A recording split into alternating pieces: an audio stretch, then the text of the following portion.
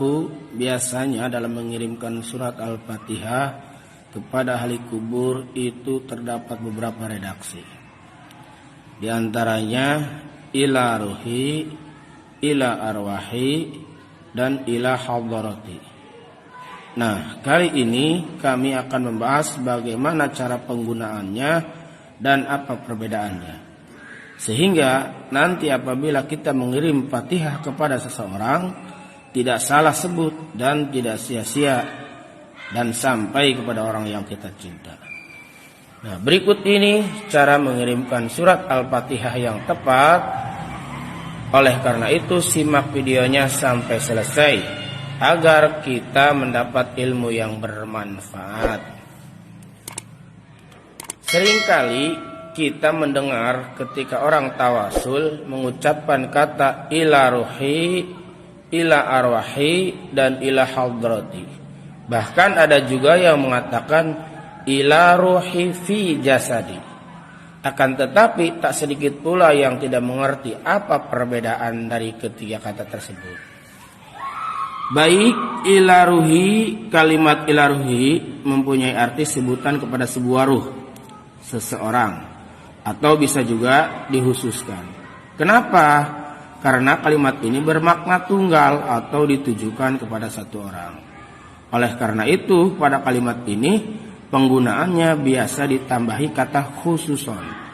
Misalnya khususon ila ruhi abi wa ila ruhi umi ilahumul fatihah. Seperti itu. Kemudian ila arwahi. Kata ila arwahi adalah bentuk jamak dari kata ruh. Penggunaannya dalam praktek bertawasul ialah sebagai pengantar jika yang kita kirim Al-Fatihah adalah beberapa orang atau lebih dari satu orang.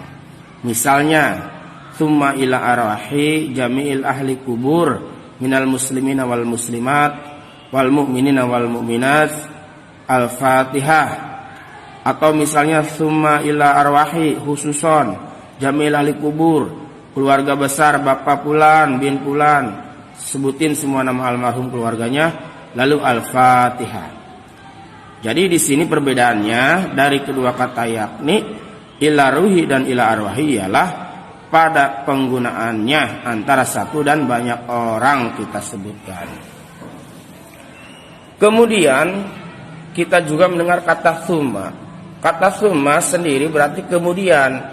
Kata ini sebagai penghubung antara orang yang disebut pertama dengan orang berikutnya. Lalu yang ketiga ila hadarati. Ila hadarati ialah sebutan yang digunakan untuk merujuk kepada seseorang yang dinilai tinggi derajatnya di hadapan Allah Subhanahu wa taala atau orang yang dicintainya. Penggunaannya sebagai bentuk penghormatan atau memuliakan kepada orang yang disebutkan. Yang di sini diketahui orang tersebut sudah tidak terbantahkan iman dan keilmuannya. Misalnya para nabi, keluarga dan sahabatnya, tabi'in, aulia serta para ulama. Contoh, ila hadarati khususun yuhanihil minal anbiya'i wal mursalin wasuhada'i wassalihin wassahabati wat tabi'in dan seterusnya. Lahumul Fatihah. Pokoknya yang intinya kalimat ila hadarati ini digunakan untuk orang yang kita muliakan. Kemudian juga ada ila ruhi fi jasadi atau ila jasadi. Nah, ini keperuntukannya bagi orang yang masih hidup. Kenapa orang yang masih hidup bisa dikirimi Fatihah? Yang sudah meninggal saja bisa, apalagi yang masih hidup. Hal ini lebih ke mendoakan sebagai wasilah amal kita agar doa kita bisa lebih diijabah. Seolah kita berkata, ya Allah, dengan bacaan Al-Fatihah ini saya mohon engkau sembuhkan si fulan dari sakitnya, lancarkan si fulan urusannya, atau bisa juga berkahkanlah si fulan, atau dan lain sebagainya.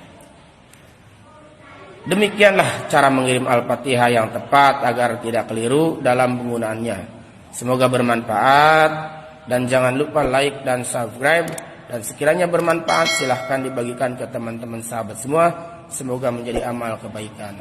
Amin Allahumma amin.